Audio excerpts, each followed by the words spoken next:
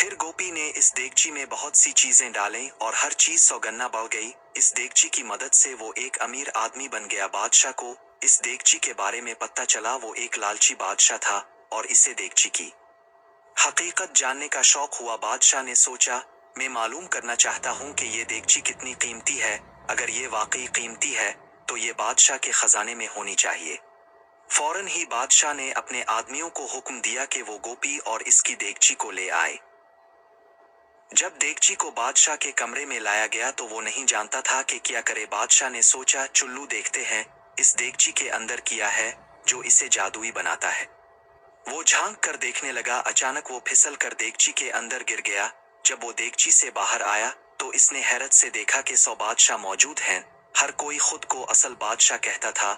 وہ سب آپس میں تخت کے لیے لڑنے لگے اور سب مارے گئے۔ گوپی نے یہ دیکھا تو سمجھ گیا کہ یہ دیگچی کتنی خطرناک ہے۔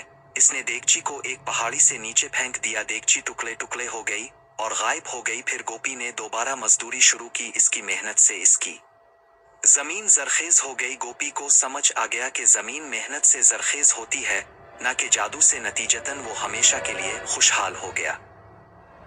اگر آپ کو کہانی پسند آئی ہو تو براہ کرم میرے چینل کو لائک اور سبسکرائب کریں۔ مزید ویڈیوز کے لیے بیل آئیکن پر کلک کریں۔